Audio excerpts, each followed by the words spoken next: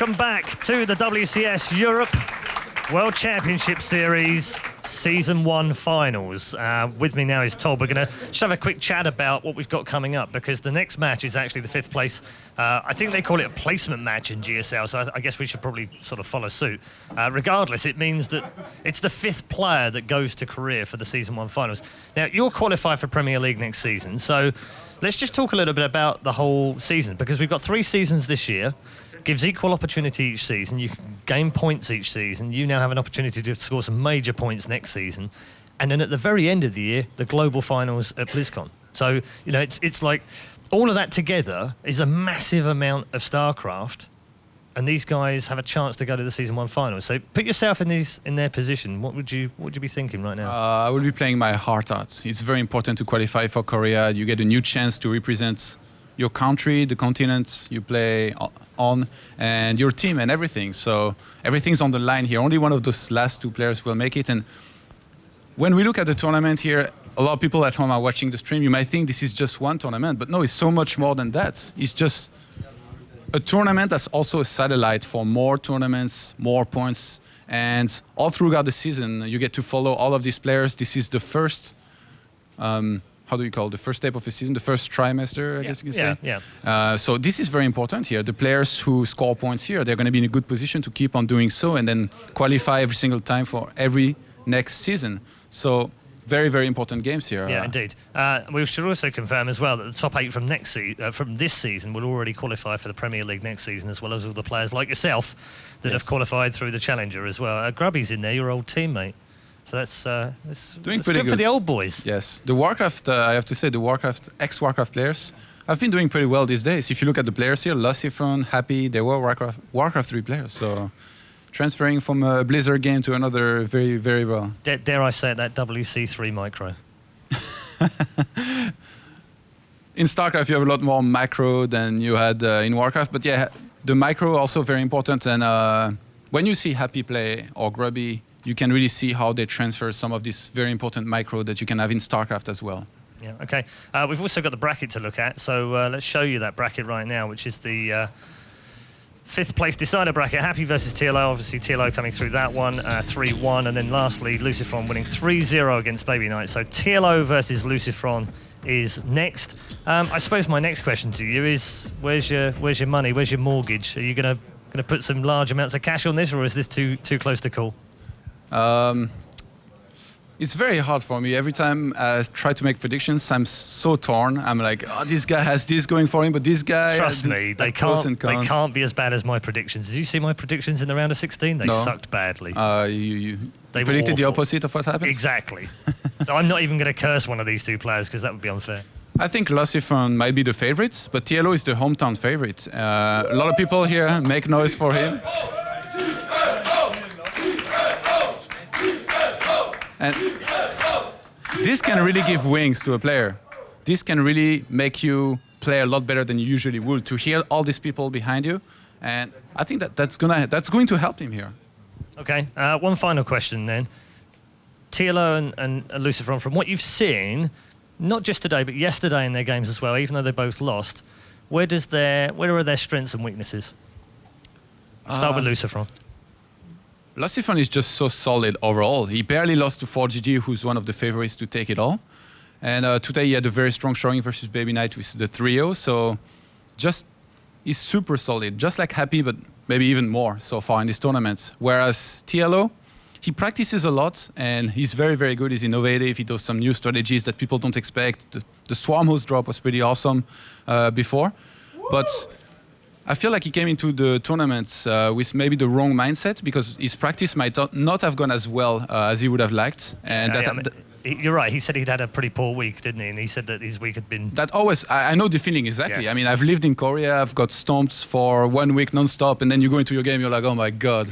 Like, this is the real thing. I've been losing non-stop. How do I win this? And then you end up losing, and this is super depressing. But I was very surprised at how well he did today. He lost the first game, and then he won with 3-1 against Happy, who was very, very strong. Yeah, I mean, the other question part of it was mentality now, before this game. So mentally, I mean, LucifroN seems very strong. TLO, sometimes a little bit fragile. So do you think Sean said earlier in the game that he was fighting 2 players. He was playing Happy, and he was fighting himself. And that was a very good point, but I think the audience might have helped TLO a lot here. The more noise they make, the better he plays. Okay. So before we get into the game, let's just look at both of these players and see how they've arrived at the WCS 5th place decider match. You can see their matches on screen right now. Just that single defeat, actually, by TLO. He's got one of the best records in WCS 2013. Other than that 3-0 defeat against MVP. LucifroN on the other side equally has been fantastic. At one point, he was 10-0 in the series before he lost 3 straight to 4GG, and then he's had a 3-0 lockout against Baby Knight. So it's so tough to call this one. I just don't know which way round to call this one. It's going to be a really, really close game. Yeah, definitely think so. I like how we saw just how the starts, and he was 10-0, then he lost 3 games in a row, and now he got right back to business with 3-0. He's ready to go 10-0 again, maybe. Who knows? He may be. It's time to go over for the 5th place decider game. The winner of this will go to Korea to represent the European region in the first ever season 1 Global Finals. It's time for your commentary team. It's Kalaris and Apollo. Thanks very much, Red Eye, and welcome back to the commentary desk here. Apollo, are you ready for some TLO versus LucifroN? I am very ready. I'm a little bit nervous, actually, to cast this. This is a very big game coming up between these two players. Kalaris, talk to me about these two guys. What specifics should we be looking at now? Well, if I had to kind of deduce exactly what's going to go on here, currently these guys have met each other about 4 times during their entirety. First was in the ITPL, I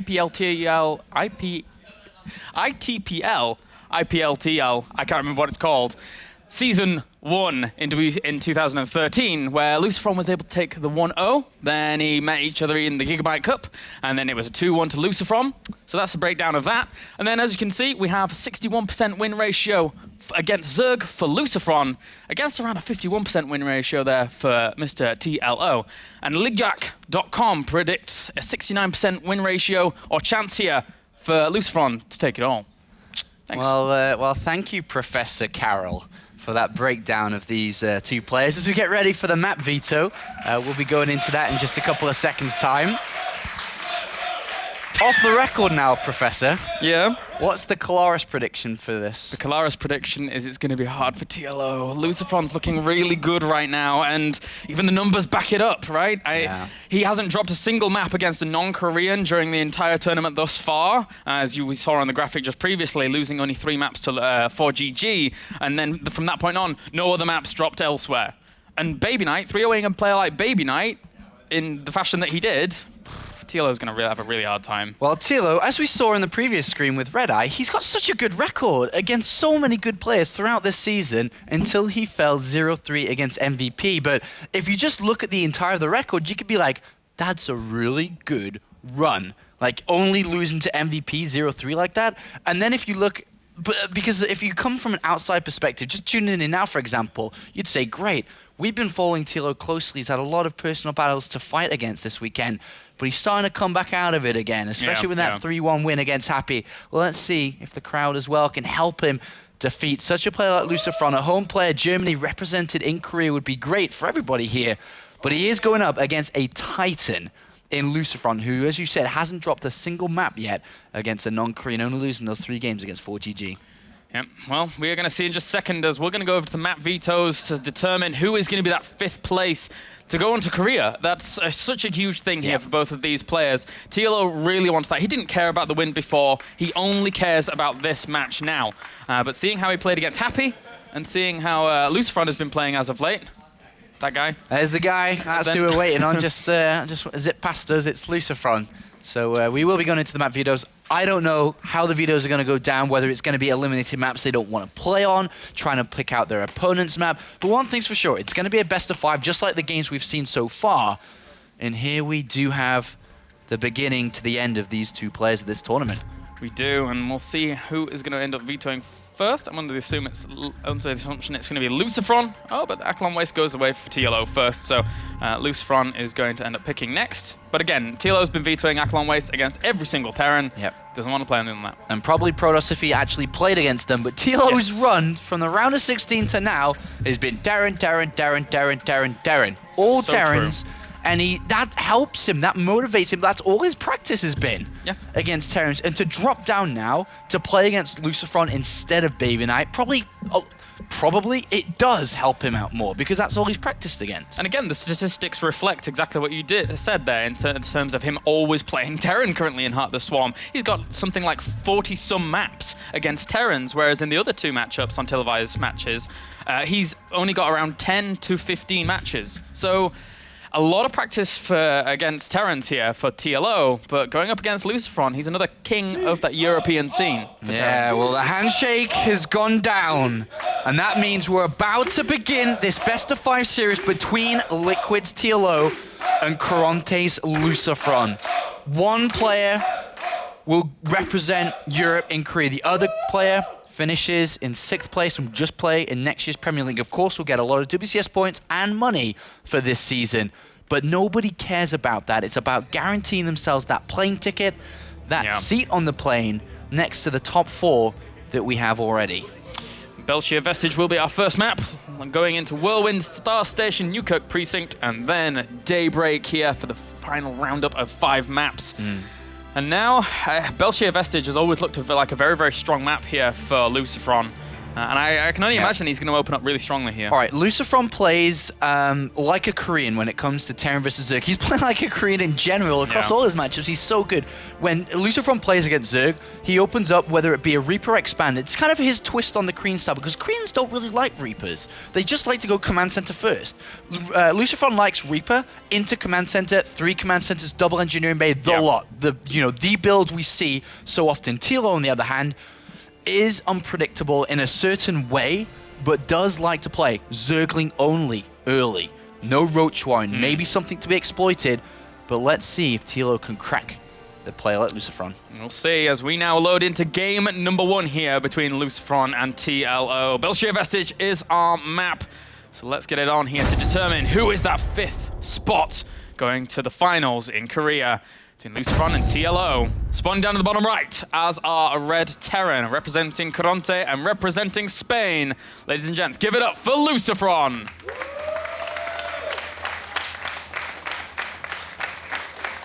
Dramatic zoom.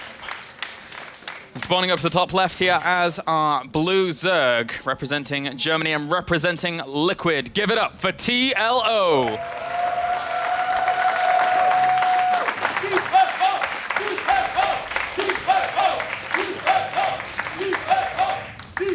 The German crowd behind him. Let's see how much this is going to help out. Todd did say that he feels that it is helping him out a lot.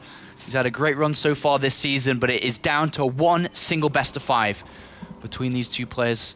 We talked about it a lot, but now it's actually time to see this play out. And, you know, what Todd said before the match is that this kind of crowd being behind you can give you wings. And it's very, very true. But TLO didn't look as great in the past series. We'll see if he's able to match up against LucifroN here. It's going to be a tough struggle, though. LucifroN has been looking really, really good as of late. And by all means, you said it in the previous cast, he looked like one of the favorites to win the entire tournament. But falling to a player who has a 100% win ratio in best-of-3s and best-of-5s in TVT is unfortunate for him. Command Center first on the high ground here for LucifroN, compared to just Hatchery first by TLO. These 2 players know each other very well. They play each other a lot on the ladder, all the time on the ladder. These 2 players play a lot there. They're very high ranked in Grandmaster too. They know each other's style. LucifroN is the guy that will get aggressive past the 10-minute mark. Not so much in the early stages. He'll poke around a little bit.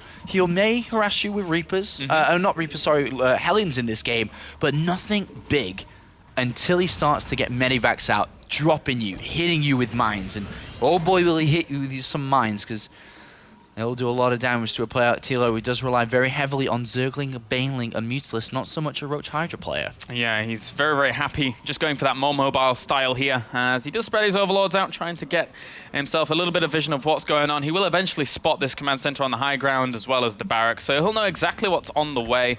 Actually, he just pokes in, sees the barracks timing, so I think he can pretty much infer already that's a command center. What else would it be? Absolutely. Command center first. Now it's going to be down to LucifroN whether we see the switch up that we saw from Happy. There is the opportunity to throw down a 3rd command center relatively fast if you're only working off a single gas, which in this case it is. But look As I say that, a second gas has been thrown down here. This now takes away from the mineral income. That's 3 SCVs that, or 2 more, should I say, that are going to come into that, are now not bringing in the dough, bringing in the dollar. Now they're bringing in gas. And that means that he's going to be taking up a little bit faster. Starport, Armory, any of the options available here for LucifroN to choose from, which could be the inevitable Hellbat drop. Yep, he certainly liked that, and TLO didn't look as strong against it as he was predicting himself to be against MVP at least, so that could really catch him off guard here, as those double gases do go down actually for TLO. So, I mean, there's the opportunity for him to tech up a little bit, get speed out at least. Yeah, what he'll try and do with the double extractors, get speed, straight over to double evolution chamber. Not looking for aggression with this, because it's too late in the game, but TLO's shaping up to play a normal game. Walling off here as well is LucifroN, just making sure that TLO can't actually do anything too crazy in terms of run buys, etc. Again, we've actually, LucifroN had time to actually look at the games between TLO and Happy and knew that there's the potential of his opponent getting aggressive, but as we fully well know right now, TLO is not looking for that with the Spine Crawler going down. And the Starport's even started up for LucifroN. Yeah, the Starport, but more importantly, no armory with the use of the second gas here. If a Tech Lab comes down and springs down on this barracks, which I assume it will, we are going to see Banshees. Something we haven't seen in a long time. But LucifroN, if I remember back to his older playstyle, or as I say that actually, there comes an armory just a little bit later come into this game. So it will be for sure. Going back on to then TLO's side of things, I remember the thing that his brother told me earlier today. He said that against Happy, he's not so frightened about being exploited like MVP did, but if he was to beat Happy and play LucifroN, LucifroN is an intelligent player who adapts to his opponent. Yeah. He will throw in stuff there to confuse you. But look at TLO, a Baneling Nest. I didn't think that would be the choice he'd go for in game number 1. And 7 roaches on the way as well. These are really hidden here, trying to get this aggression out where he can. So big assault coming here. Eventually for TLO, 11 roaches now in production, and he sees no third. Really didn't think he'd go for this. I thought he'd just throw down the double evolution chambers, but a roach Baneling attack. Ooh, Marauders have already started. Marauders are the first one just starting now. The problem is, if 2 Hellbats get their way out, there is nothing to stop the 2 Hellbats. The problem for LucifroN is he hasn't seen this yet. Yeah. They're going on the left-hand side. Ooh, he spots the roach. Okay, now he sees what's LucifroN's choice. He must defend with the Hellbats. Additional bunkers. He's got hardly any units here. Bunkers have to go down right away. At the same time, though, how much does he actually have to defend the Hellion drops? The answer is quite a lot. The Queens did rendezvous up in that main very quickly, very intelligently, but he's going to try and go in again here. Drops the Hellions in the main, while some Hellbats have already rallied on out. He's going to just try and circumnavigate all of these Queens. Good split there from TLO initially, but how many drones is he actually going to lose? He loses quite a few of them. 6 have already gone down, but the Zerglings do end up cleaning it up. Yeah, no Banelings have been morphed yet. This is buying a lot of time here for LucifroN to get a couple of Widowmines out. TLO, where are the Baneling morphs? There they come in eventually. And it looks like LucifroN's trying to get to them. He doesn't want to put them down there, of course, with all the roaches down, but he gets a good eye up. Killed a few of the drones, which means the reinforcements aren't as strong. 3 bunkers. That bunker will probably be immediately evacuated. And then there's 2 Widowmines to fall back on with another 2 on the way. Another bunker as well. Can TLO break this? I don't know. That's so much defense he has positioned here. That Hunter-Seeker medevac now still looking for those Banelings, but does not get in any of them there. Just scratches a few of them. Trying to pick up some Zerglings as well. Good pickups. He needs to retain all of the units he can do. He's trying to whittle down some of the Banelings. He catches one of the bunkers though, but there's still so much defense here. If he brings some of those units back into the bunkers, this is going to be really bad for him. But he catches it again. So many roaches barreling down on this position. Yeah, but this bunker's staying alive here. There's only 1 Marauder doing damage at this point, but Widowmines did not get the best connections. Another Marauder is at the north side here. LucifroN is holding on, but TLO is smashing him down. If he's able to defend this without any siege tanks, that is going to be amazing. Third bunker even, now populated by those Marauders, trying to keep himself in this. How many workers has he actually killed off? He's killed off 9, 10, 11. That number is soaring right now as TLO still tries to pile on the pressure. More Zerglings flood in. Can he break this? It's so close, but these Marauders never die. The 2 Widowmines at the left-hand side need to pick up. They only kill 2 Widowmines, kill 2 Zerglings. That is not a good trade there for LucifroN. The bunkers hold strong, though, and it looks like it may be able to hold on. Behind this, though, a lot of SCVs have been killed. Oh, and once again, the Marauders transfer themselves on into another bunker. So many bunkers saved LucifroN's life so well there. Oh my gosh, what an explosive start here. It looks like LucifroN will hold on, but let's evaluate the damage here. The SCV count, 33 mules, versus 33 drones. Identical, but mules will favor LucifroN at this point. In terms of tech, 1-1 upgrades have begun. There isn't a third command center, which is usually present at this stage, and which allowed LucifroN to defend a little bit easier here. And the thing is that LucifroN has a lot of Widow Mines as well. If he finds the momentum to carry over those Widow Mines, Hellbats and Marauders into the middle of the map and try and pressure his opponent, I think he could do a lot of damage, if not contain him properly with that much firepower. Yeah, great micro there by LucifroN. Hardly losing anything, but picking off a lot of Roach kills. Now, with the lair on the way, it looks like TLO is trying to get over to Spire as fast as possible. He did drone up to the significant amount of drones needed, 50-ish. Now the 2 evolution chambers come down, it's dropped down a little bit. But he can start unit production. He's comfortable with his economy. He needs to start establishing a third base and play on from this position. Remember, LucifroN does not have a third command center. It's only just begun.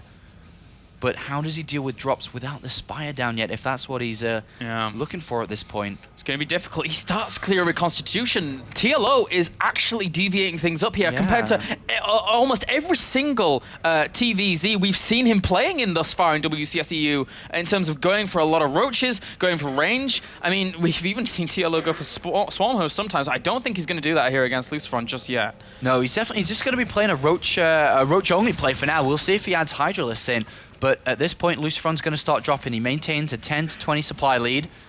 And is in the lead in general at this point. Oh, no defense at the moment. And he hasn't pulled those drones off either. These Hellbats going to go to work on some of these drones, killing off 1 or 2 of them quickly. There's only 10 workers gone down thus far. And that was a lot to those Hellions to kick things off. But a few more do end up dying at the natural. 17 workers go down. TLO drops down at 34 drones. He was up at 50 just now. Whoa, he has to be very careful. That medevac really, really helping out the mobility of those Hellbats. And it's 95 supply to 67. TLO, he's just producing roaches with a sprinkling of drones, but he needs to make something happen. LucifroN has the army to beat roaches. He has the drops to keep roaches pinned back, and he has a third command center to improve his own economy. I feel that LucifroN has a great lead in this game, despite TLO not doing damage and pulling out at a decent rate. These Hellbats have killed 20-ish drones. He's fallen considerably behind at this point. Look at that. 26 have been killed by TLO, 19 in a counter by LucifroN. And then once again, the Hellbat's going to end up dropped here. It has been seen by those Overlords, so TLO should be able to respond quite quickly. We'll push that away. Medevac needs to come along and pick those guys up, but nope. Queen does a very, very good job. Good stuff by TLO. Yeah, good stuff by TLO, but the problem is he's going to keep this hatch. That's a lot of Marauders with +1 as well. Transfuse comes down. The Roaches are trying to get over there. I don't think this is going to survive. A few micros around. Yeah, another Transfuse, but it's not going to get saved at all. Picked off, lifted off, and good to go. LucifroN heads back home. And now TLO's in trouble. Big, big trouble in this game. If not, if he wasn't in trouble already. The army supply, if we have a quick look here over, 67 to 52 with a bunch of Widow Mines.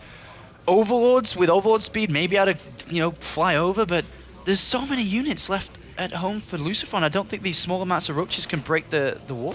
Yeah, Pneumatized Carapace gets mixed in there as well for the Overlords, just so you can retreat them out of positions and get them in good locations to actually scout things out. A nice move here by TLO to at least kill some reinforcements, if not draw his opponent's entire army back, but that drop is still on the way up to the top right-hand corner. The Hellbats and Widow Mines try and clean this up at the natural.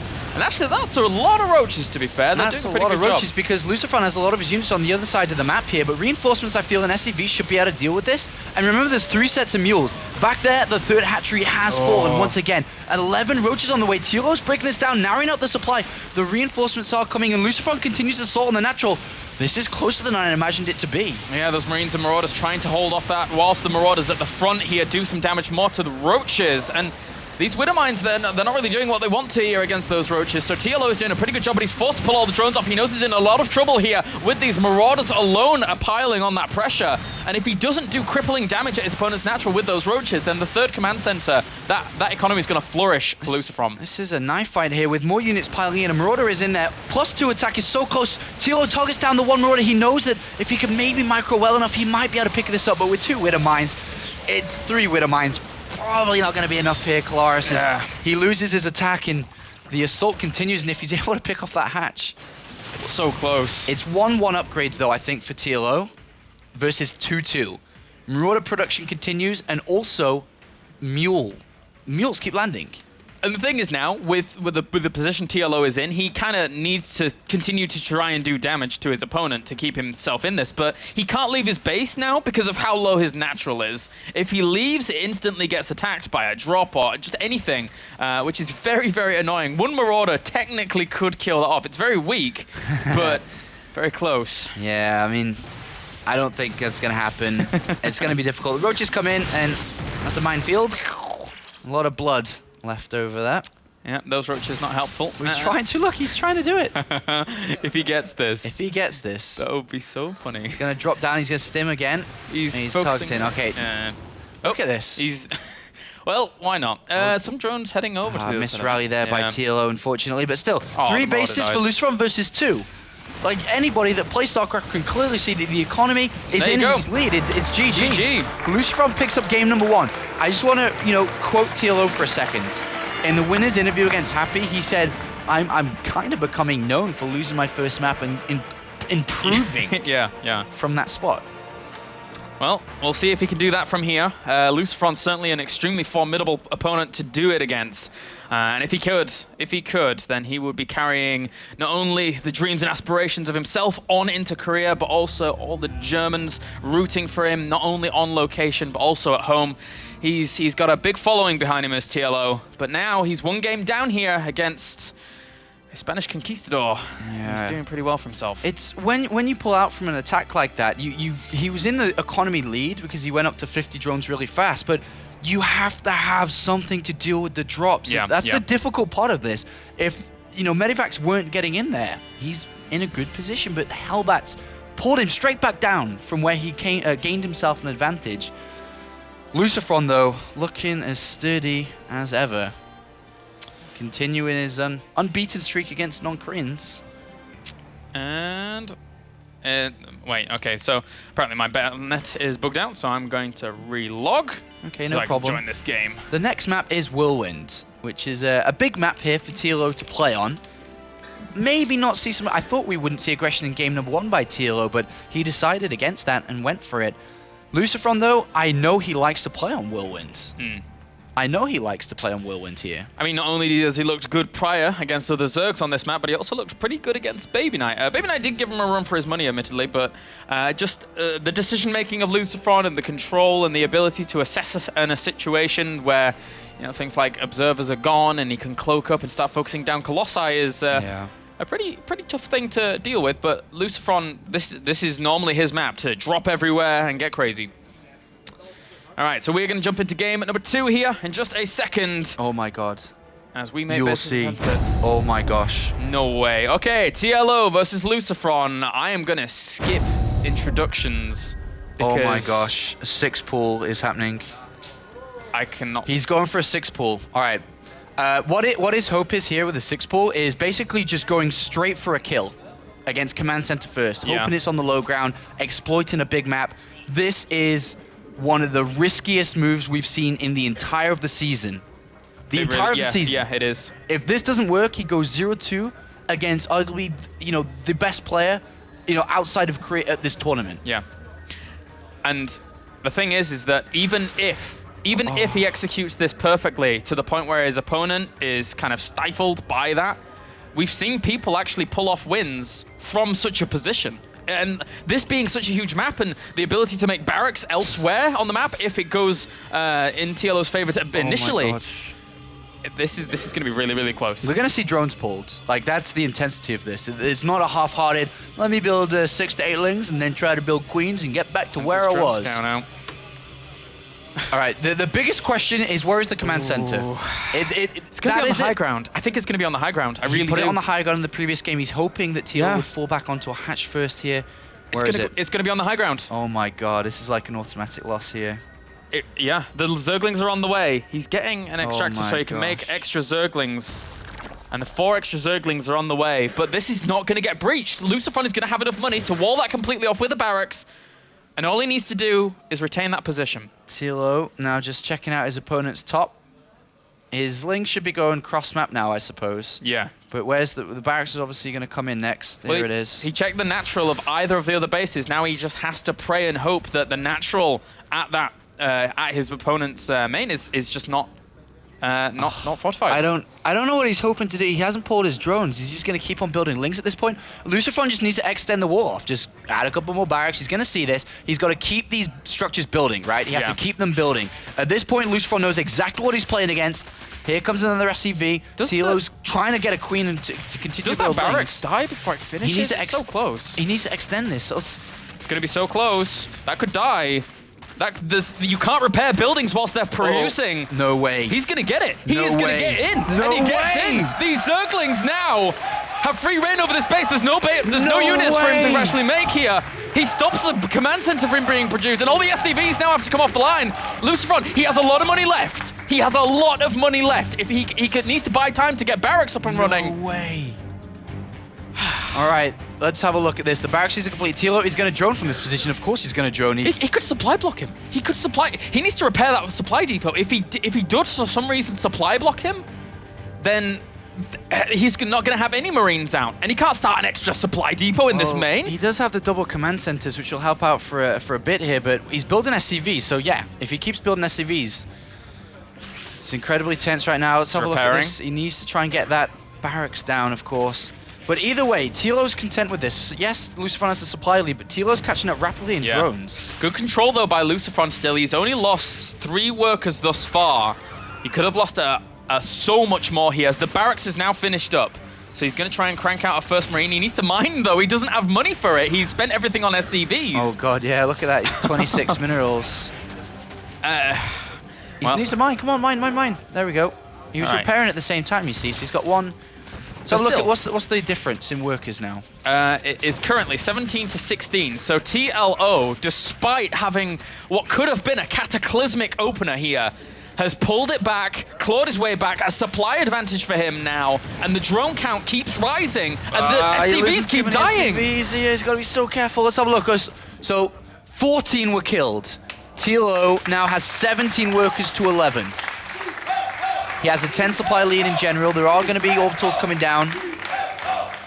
LucifroN is going to try and block this from easily taking a hatch. It's a wise Both games, incredibly low economy. Yeah. TLO's taking an extractor really early here. I think he might come for the kill. He actually might come for a kill from this. 23 workers to 10. If he just threw down, Baneling nests and just get bust speed him? first, of course. Get speed and roaches anything, because LucifroN's playing from such a deficit that he may try a third command center if he can build up enough resources to get there. But he's so silly. All right, so LucifroN right now, you've seen Baywatch, the start of it. It's like, yeah. like this, you know, the slow motion running. Yeah. That's LucifroN's economy in slow motion right now, running. That's true. And if TLO does something against that, whether it be a third hatchery coming down for an expansion, whether it be an attack of his own, he doubles the supply and potentially draws this series up. But we'll see. We'll see. He's getting so many drones now. And Leia. Okay. Do you think he's just going to go for something like a Spire to kill him off? I think from this position, it may be a Nidus. You think? Yeah. So, like a Spire, he doesn't have enough money to use a Spire correctly, because he's only just now taking a second gas, right? Look how much gas he's got, 50. By the time that layer finishes, does he have enough to build a Spire? Maybe. By the time the Spire finishes, does he have enough for an impact of Mutalisk that hits hard? Not so much. I feel this may be... I mean, he's not building a Roach Warren. He hasn't got Zergling speed. The Overlord's moving into position. The Overlords are position. getting into position at the back here. I feel he's going to go for a Nidus, but with what units? His slow links? Is he going to throw a Roach Warren down? What is this? Is he going to attempt a Mutalisk? We'll have to see. At the moment, it's leaning towards Mutalisk because of no speed, no Roach Warren. Yeah. As the layer finishes, he has 200 gas. An incredibly fast Spire. Okay, incredibly fast. Yeah. Really, really fast here. But he's going to have to play incredibly greedy. Taking a 4th gas immediately. I guess this kind of does work since LucifroN has no option to move out against it. But... And he's going to have so few Marines as well. If you think about how delayed his production was, okay, admittedly TLO's was also slightly delayed due to the opening that he went for, but still, there's going to be very few Marines out. He's focusing almost the entirety of his production on Hellions right now. Spire, Mutas fly in and just insta-win this if he doesn't have the Marine count. Yeah, so at least. Let's have a look, though. So the 3rd command center's coming down, which is kind of predictable here from LucifroN to try to play catch-up. He's getting Hellions out. How many Marines does he have there? I mean, there's no stim, there's no combat shields, there's 3 Marines. Yep. LucifroN pauses. All right. Mouse bugging. At this point, though, there's no engineering base. It could just be an instant win from TLO. He's setting his pieces into checkmate position. He's trying to get there. Whether there are, like mentioned earlier, many different ways to get there from being at such an advantageous position, whether it be a Nidus, whether it be Roach Speed, whether it be a Roach Baneling Bust, whether it be a Fast Spire. There's a lot of ways to checkmate this game up and draw this series up. But engineering bays are coming and so is Stim, and the Marine count is starting to climb. And the thing is that just before, when we were talking to Dr. Kale in terms of statistics and things like that, LucifroN... Professor Carroll. Professor Carroll, my apologies. Well, basically, despite LucifroN having a 61% win ratio in this matchup, it's technically his worst matchup in Heart of the Swarm right now. The other two are flying at something ridiculous, like 78% and 73% for T and P respectively. But here, there are weaknesses in LucifroN's play, and he can be caught off guard. And TLO is doing that. He's exploiting him. And this is going to be so hard for LucifroN to come back to in game number 2. LucifroN still doesn't know. The Mutalisks are going around the left-hand side. They're not even going to try to combat the Hellions. TLO says, take my creep. Take my creep. Take it. But turrets, oh my god. Turrets are coming down. That's Has good timing. LucifroN kind of got the stuff? Oh my gosh. What a timing, seriously. Turrets are coming down at the right time. The Marine count's still incredibly low, and there will be holes. Is this turret... Oh my god. That turret finishes as the Mutalisks arrive, Kalaris! Oh my... He didn't even know about the Spire, but 6 cents And he kills a single Mutalisk. The turret will remain alive because these don't have +1 yet. There's a bunker with 4 Marines. The main can't be touched. Oh my gosh. Nerd Chills isn't describing this. Another turret in the main base is coming down to protect the engineering bay. Of course, production is very vulnerable. No Stim, but it will be available soon. Starport's on the way. I'm not sure if Spire was the best decision from TLO in this position. And LucifroN's defended this so far. Yeah, and all that gas investment now that we see from TLO is kind of gone to waste for just a little bit. It's going to be a little bit harder for him to actually do the damage he wants to do. He gets another missile turret, forces the kill even, I should say. And that's nice for TLO. He still has such good control of the map, though. He still has control of the game. He has control of the pace. And LucifroN's still got to do a lot of fighting, but he did LucifroN needs to get Medivacs out because he's going to need to Stim shortly. Granted, yes, he stopped the Mutalisks from doing the damage, the instant win that TLO wanted, but TLO's still in the lead. He's got a 3rd base down. He's getting his double upgrades. He's still in this. Absolutely still in this. He's still in the lead. It's just that I'm so surprised that LucifroN was able to get the turrets down, to identify or even have the feeling that this could be Mutalisk. And well, at this position, Mutalisks haven't done that much, but it's all about TLO playing greedy from this position. 3rd base down, gases down, drones down, and just at this stage, it's almost like he's playing against happy. Just prevent LucifroN from moving out, harass, slow him down. That's what TLO needs to do. No, you're right. It's almost a similar situation to Newkirk Precinct, in essence, after the opening actually occurred here, because now TLO can just dance around, poke and prod, and LucifroN's going to have a hard time because actually he only has 21 Marines against 40 Mutalisks, which you cannot spread them out well enough against this. And even if LucifroN wants to take a 3rd, both locations are being spread by creep. Very, very annoying here for LucifroN right now. He's very, very constricted. I'm still blown away by LucifroN in this game. At this point, LucifroN has an upgrade lead.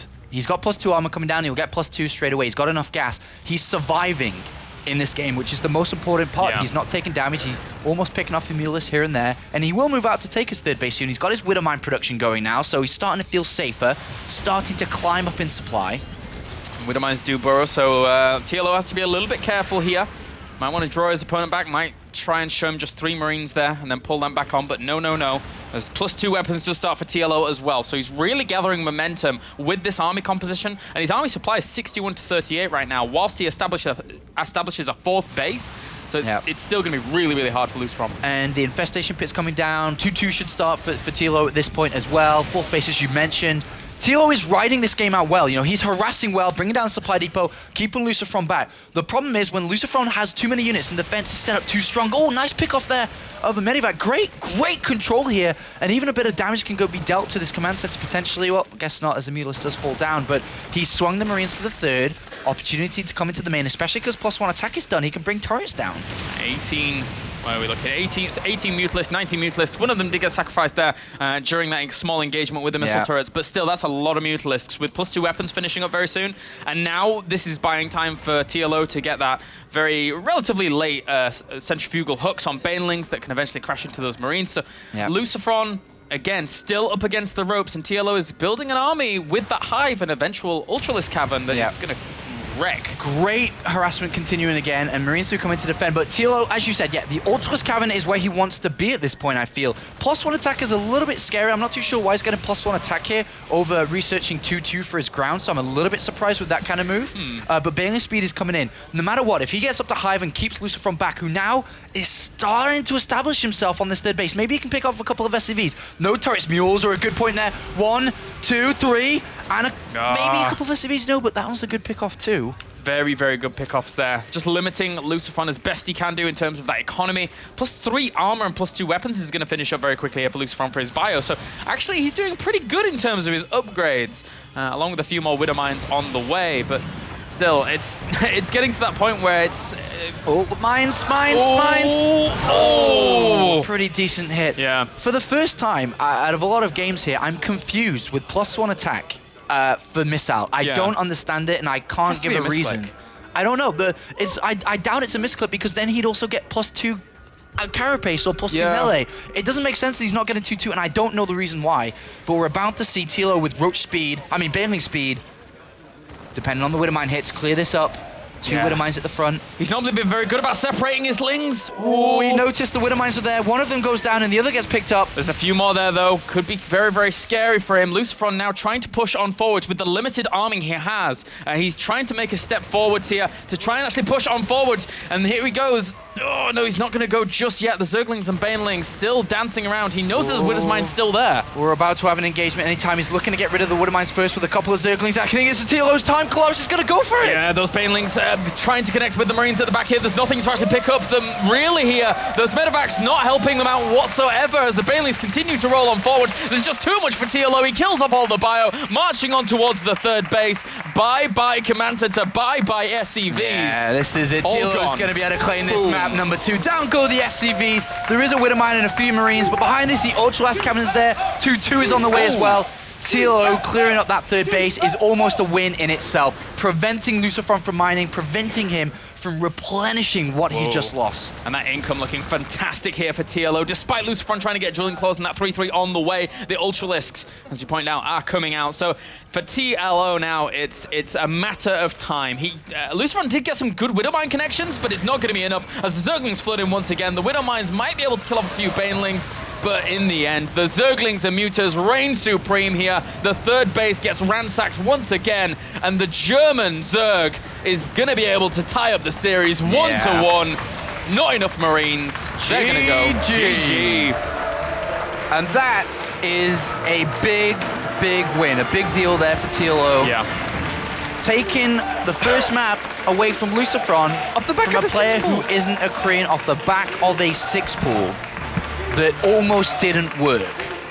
Seconds later, that barracks finishes and it gets repaired and TLO quits the game. But he broke through. Yeah.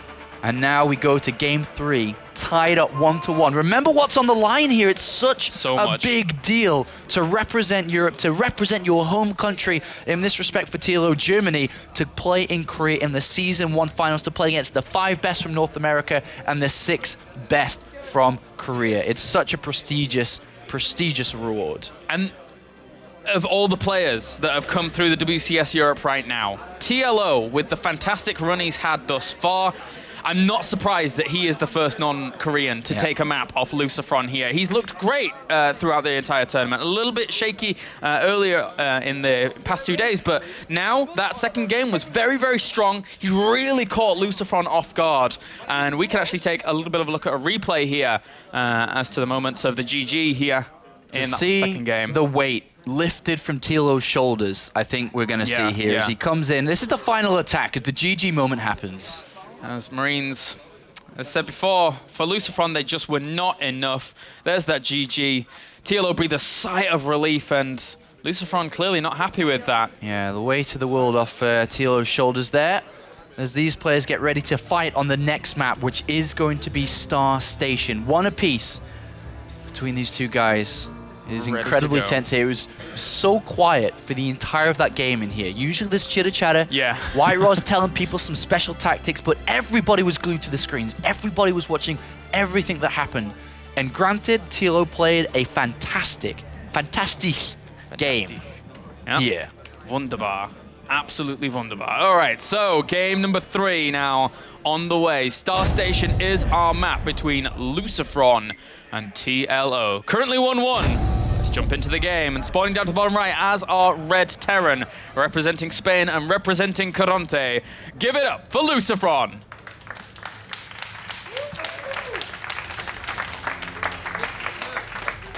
Spawning up to the top left as our Blue Zerg, tying things up after a pretty ridiculous game number 2. Ladies and gents, give it up for TLO.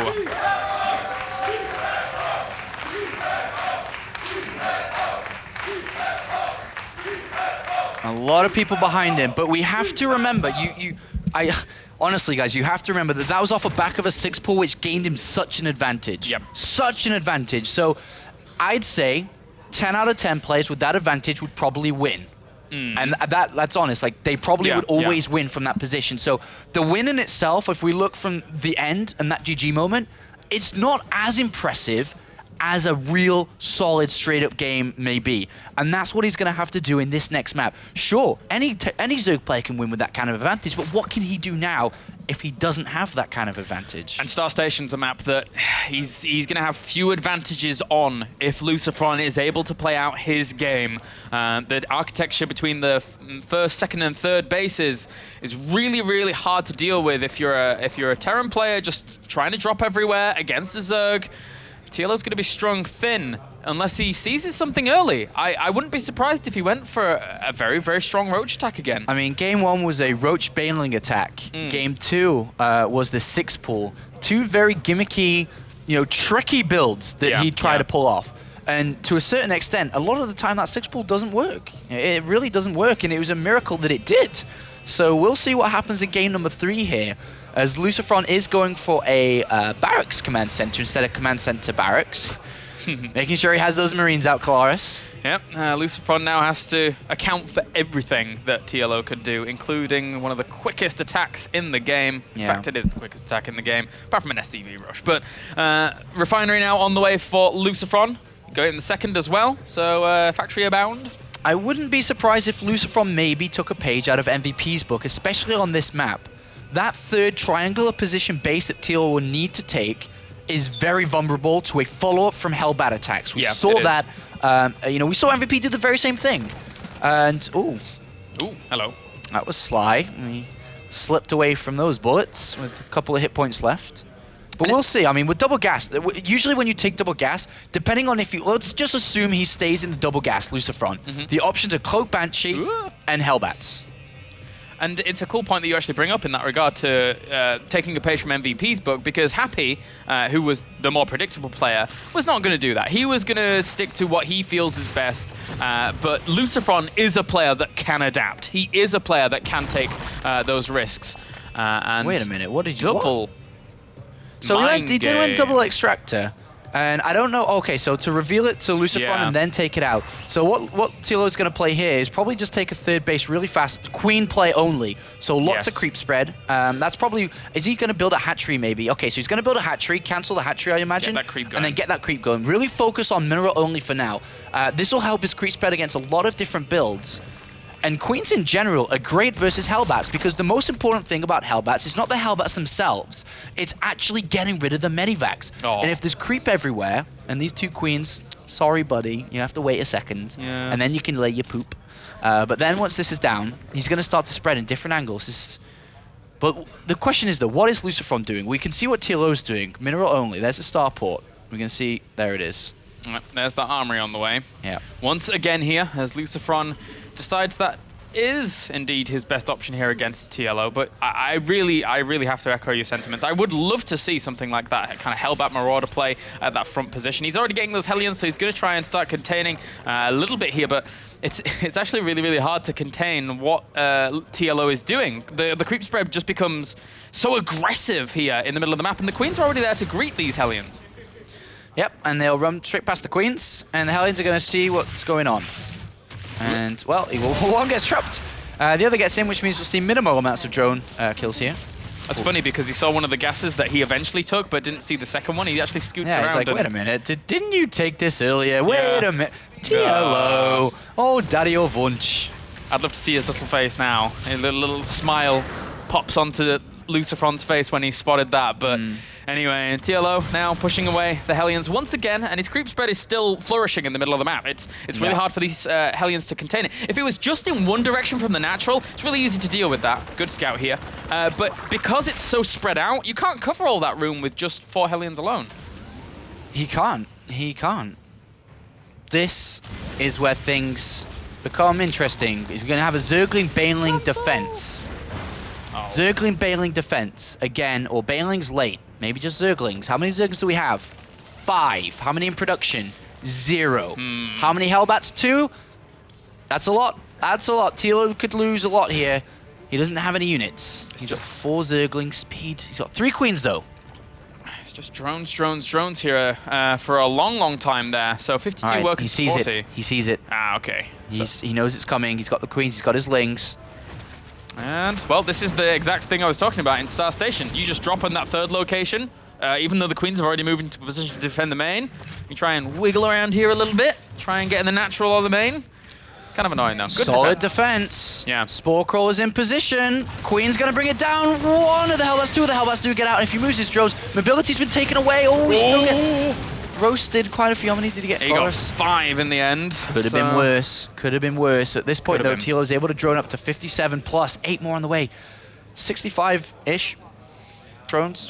65-ish, that'll do. That'll do him just nicely across these 3 bases here, along with Stim.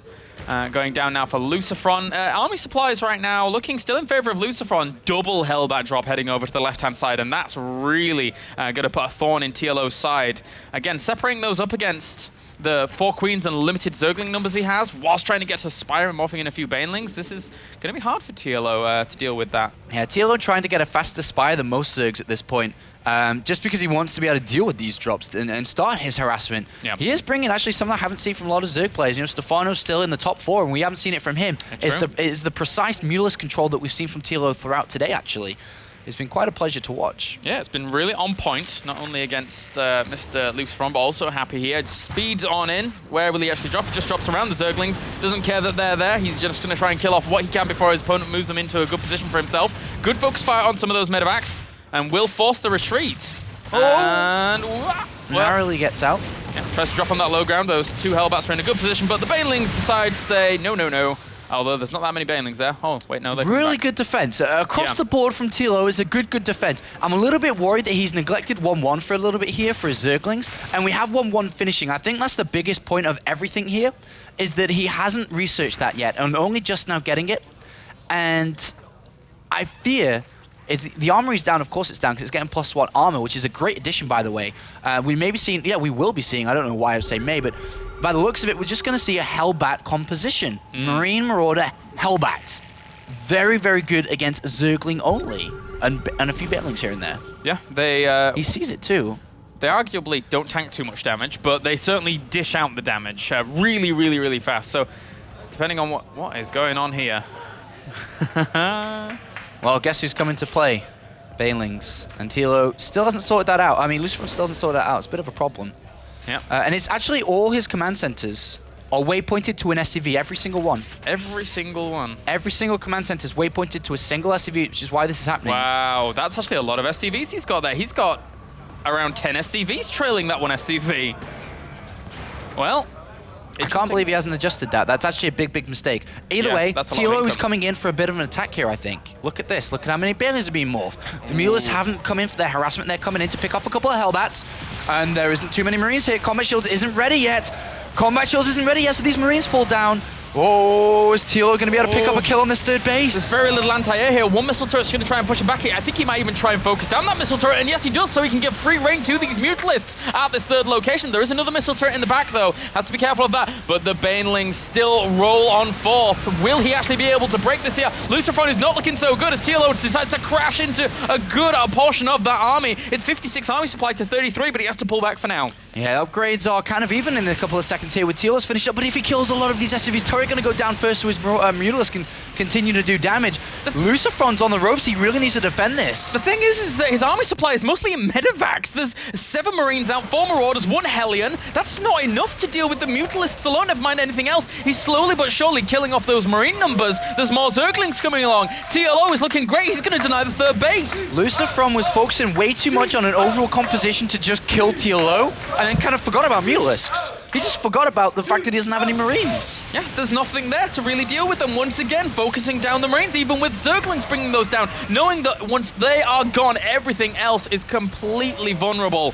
and just killing off exactly what he wants to. TLO right now is ripping this 3rd location apart. He's killing off Marine after Marine. He's killing off all the composition. He's killed off a lot of workers, 13 right now, and behind this, 79 workers to 55. Income well in favor of TLO. Doesn't want to lose that command center. Might need to bring a couple of SCVs to repair that thing, because Marines are going to push it away. But yes, TLO takes a lead in this game, 82 drones to 54. A random drone going somewhere. Wait a minute. Is he going to plant something down at that? No, he's not. We're overthinking that. If he was to... Okay, it's a mistake. If there was just one drone that built a hatchery on that 3rd base, I'm pretty sure the crowd would go, oh my god. Oh my god! TLO says, get out the game, LucifroN! He didn't mean to do it, but, well, there you go in the end. Get out the game, LucifroN! He sees the hatchery, and now LucifroN is not impressed here. And so that's a bit of an interesting fact. Always going to throw down more hatcheries. LucifroN, you're going to go down 2-1 here. More hatcheries get planted down. Not enough units for LucifroN. And that is very soon going to be GG. LucifroN does not want to leave, though. Wow, TLO, balls of steel, putting hatcheries down everywhere. There you go, GG. TLO is...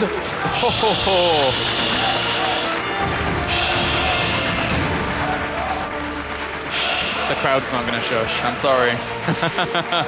Wow. 6 pull signs are already created. Oh my god. Here for TLO. 1 game away from advancing on to Korea against arguably the strongest foreigner alive right now in the form of LucifroN, who was stifled by 4GG in the end, but now TLO is looking phenomenal. Can he do it, Apollo? This is massive. If he's able to beat LucifroN, I mean, I asked the question, kind of a rhetorical one at the start, saying, you know, is TLO good enough to beat LucifroN in a kind of a straight-up game? Yes, he won against the 6 pull with the 6 pull advantage he gained, but he did. He beat LucifroN. There was nothing there that I would say that, you know, TLO had an unfair advantage from. The drops, the Hellbat drops that he dealt with perfectly into that nice attack, it was more LucifroN's mistakes than anything that TLO did. And we can actually go to a replay of the GG moment once again in that game to see the exact reactions of these players. As LucifroN, this is the point where he's already seen all those hatcheries going down, not happy in the slightest. And once again, a sigh of relief here for TLO. He's looking strong. Look at the confidence. The neck crack. The neck crack. And now LucifroN looks concerned. He went into the replay straight away right after this game. He is analyzing to a T what his opponent is up to. He needs to know. And LucifroN, from that point on, he's not going to back down. He's going to give it his all here. All right, well, guys, we are going to take a very quick commercial break, and we'll leave you hanging to see if TLO can actually beat LucifroN. And we'll be right back in a couple of minutes.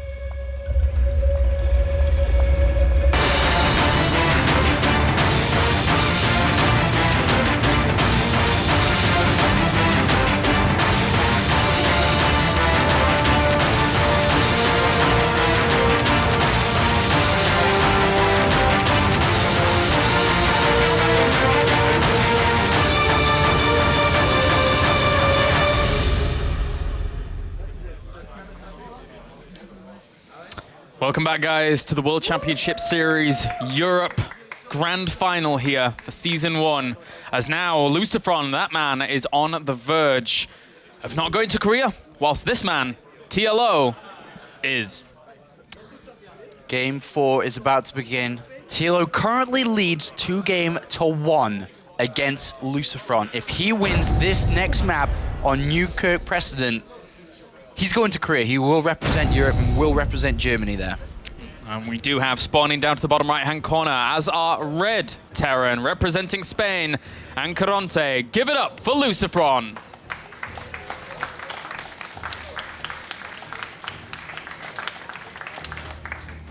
And spawning down to the bottom left, 1 game away from advancing on to that season final in Korea.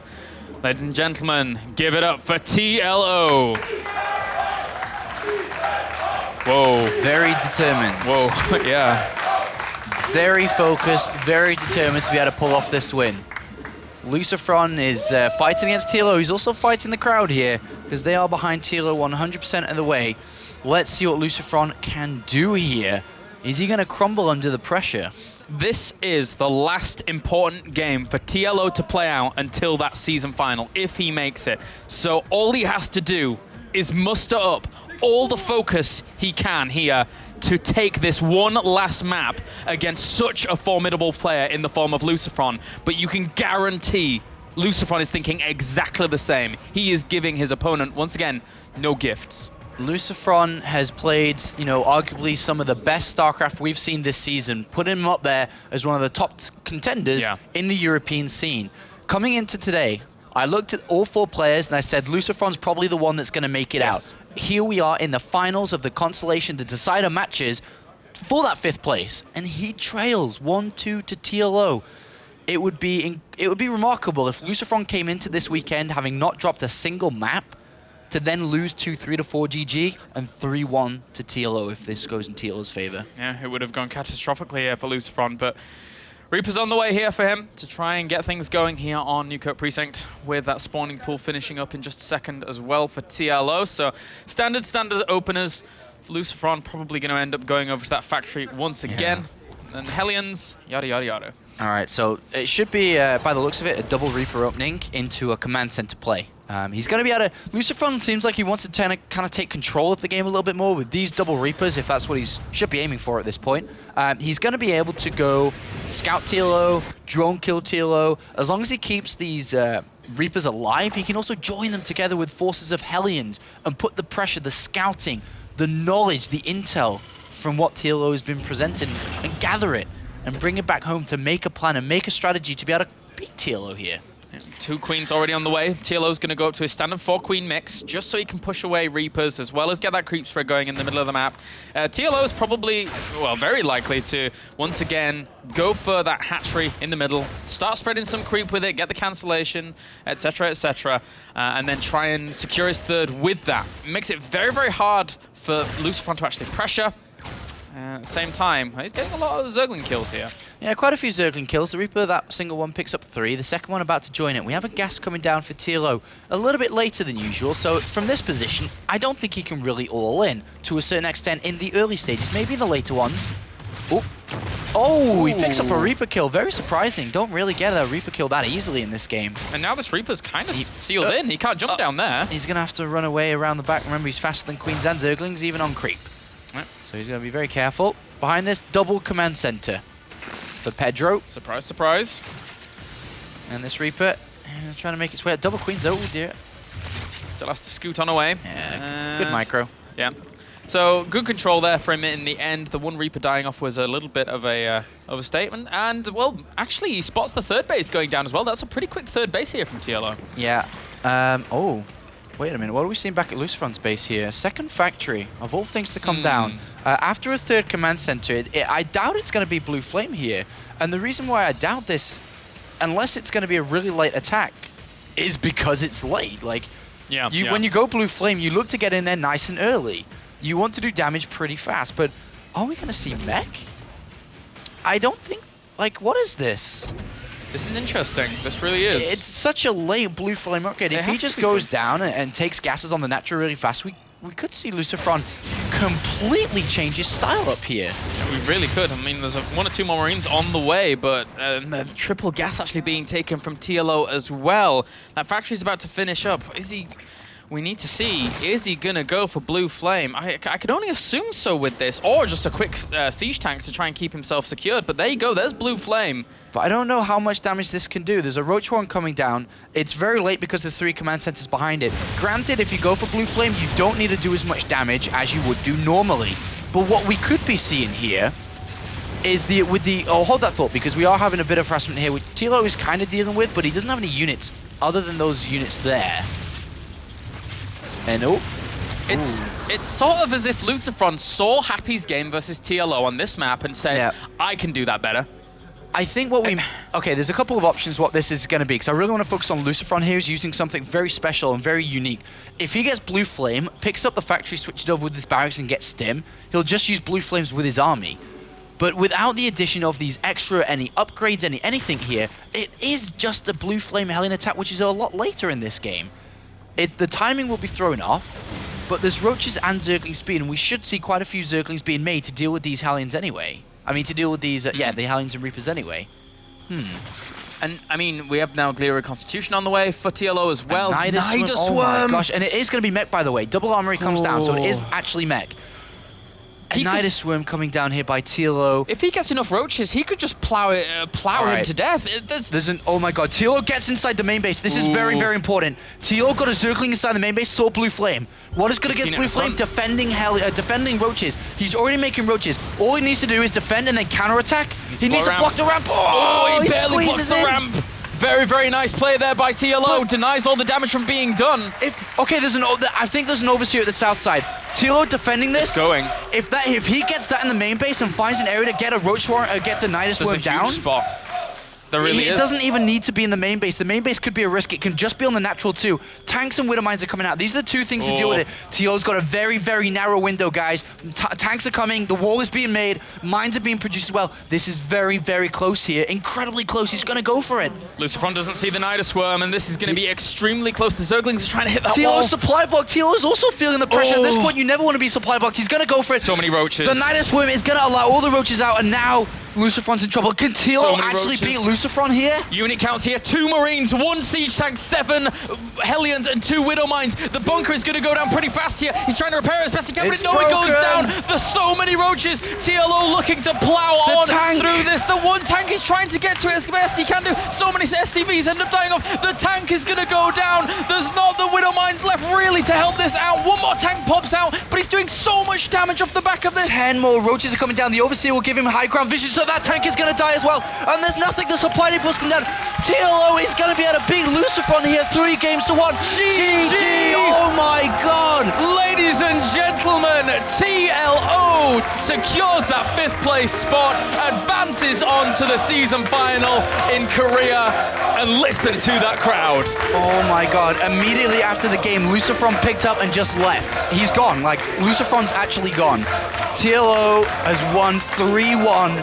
This is, as they call it, a bit of an upset here, Kalaris. TLO, despite losing 0-3 to MVP, coming back against Happy earlier today to win 3 games to 1, and now beating LucifroN 3 games to 1. This is incredible. What an amazing, amazing series there, as TLO able to take out LucifroN in the end. And we actually have a replay to see exactly the GG moment. I watched LucifroN as well, because he realized he's lost this game as soon as that tank goes down, and immediately GG is called and he just leaves. TLO love that, and LucifroN disappears, and TLO with an incredible, incredible victory there. Wow. So much emotion here from both players, and it really showed that LucifroN destroyed to have been knocked out at this very pivotal moment going on to Korea. TLO got beaten so easily versus MVP yesterday, and now out of all those 4 players that played today for that 5th place spot, TLO is the one that grabs it. TLO, he does Germany proud.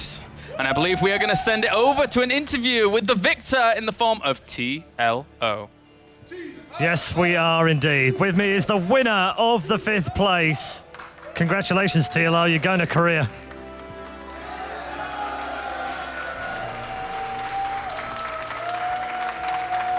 I don't really know where to start because, again, I tell you what we'll do next time, okay? If you can just give the other player the first map, right, and then we'll just forget that the first map's, and then you can start playing because that's what happened again. Yes. Okay, we're going to get to 1-1. I don't want to talk about every map because I know that you're in a heightened state of emotion right now. It's flowing out of you. I can feel it next to you. The third map, though, has to be talked about. The risky steel balls of six pool. Oh, yeah. How could you forget?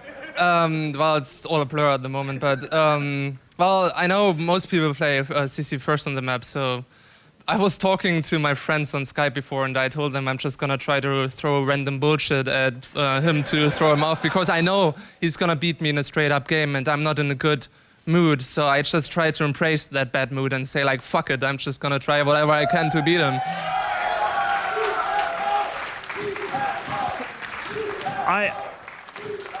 You heard the crowd. I mean, the crowd at the end of that last game, I can't even begin to tell you how emotional they were. They were jumping up and down. They were screaming for you. I mean, it must be great to be able to do that. I know it's not the final. I know it's not what you wanted to do here, and you wanted to come here and dominate and win the final, but you are going to Korea now. You are going to be one of the top 16 players in the first ever Season 1 Global Finals. Explain it to me. Explain what you're going through right now. Well, first of all, I owe it to LucifroN now to do well because he obviously is not very happy at this. He is a better player. He's the best player in Europe, in my opinion, right now. So, out of respect to him, I'm going to have to train as hard as I can when I go to Korea to do as well as I can. Okay, well, I'm going to wish you good luck. You're shaking like a leaf right now. Congratulations. You've been absolutely fantastic. Ladies and gentlemen, TLO! Okay. Apparently, we're not quite ready for analysis. So, I'm going to ask you one more question, all right? And this is the question, all right? One more question. You're in the global finals. 16 of the best players in the world, 15 against you. Who do you want to play? Who don't you want to play already? You're already thinking about it. I know you are. Well, I'm expecting some other guy in blue shirts there, so I don't want to play them. And who do I want to play? Well, I'd like to get some revenge on MVP, but that didn't turn out so well as I called him in last time. But I don't care. I don't care as long as I play as good as I can. Well, congratulations once again. Fantastic four-mapper in the 5th place playoff. Next up, we'll have the two semi-finals decide who is going to be the champion of Europe for Season 1. But before we get there, here's some very special analysis from Todd. Congratulations to TLO. He's going to be our 5th player. Yes, 6 pool. That's not the analysis I'm going for, sadly. But yeah, the 6 pool here was very important. And TLO, he was able to come back in the series. He was down by 1 game. We're going to be taking a look at the second game, which was on Whirlwinds. So our observer hasn't had time to completely catch up just yet. But we had lots of Hellions in action in this game. And TLO, he tried to go for the Mutas, but his gas economy was not very high. He only made very few of those. They weren't able to do as much damage early on as he would have liked. And maybe with a little bit better of an economy, it would have gone better for him. But behind this, TLO constantly applying pressure with his Mutas. LucifroN didn't really seem to have a very good answer to this. He tried to get some turrets up, he tried to get lots of Marines, but he was confined on 2 bases for a very long time. We see TLO dropping creep on this base, on the other one, even buying himself some more time now before 16 minutes 30 third base here by LucifroN. That's very, very late. So as a result, we see TLO pulling very far ahead on the supply count here. And after this, it just came down to the Mutas and some good engagements by TLO. Just flying around, keeping control of the map with his Mutas. He had a few overlords placed very well as well on the map, and now we're about to take a look at the big fight that took place in middle. This is the part where TLO cannot mess up here. He needs to make sure he engages perfectly into this army. He knows that there are mines. We got very scared for him and his banelings here at some point because there were some mines very well placed around the army of LucifroN. It's very easy to make a mistake. If he just attack moves here, he might lose his entire army instantly. So TLO has to be very careful. He just sent a few Zerglings and 1 Musa in there to tank some damage from those mines, and then he got the perfect engagement that he wanted against this entire bioforce of LucifroN. The reinforcements weren't even there. He was still making army back at home, so TLO able to seal the deal in the second game, gaining the momentum and then going on winning 3-2-1 versus the strong player that is LucifroN. congratulations. I don't know what else to say to him. Very well played. The audience here really gave him wings as predicted. And we're going to be heading to the social media desk for some more analysis of everything that's happening on the internet. Take it away, Paul. Thanks very much, Todd. I don't know if I can talk about everything that's going on in the internet, but we'll certainly do some social media.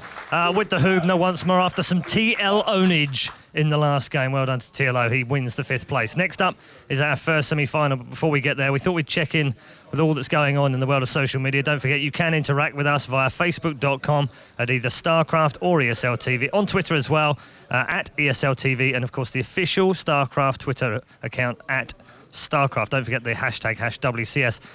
Thanks to the Hubner, lots of you have been tweeting images. So the Hubner thought you would like to see some of them. So Hubner, take us through this gallery of rogues.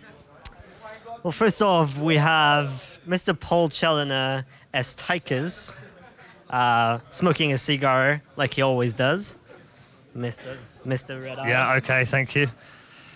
These aren't going to get any better, trust me. This one's bad. Well, that's just you bodybuilding, right? I mean, what is there left to say? Well, that one actually has a technical inaccuracy because I play Terran. So, just a little thought that it was slightly wrong. What do you got next? It's got to get better, right? Yes, it will. Totally. It's us as the cast of Harry Potter.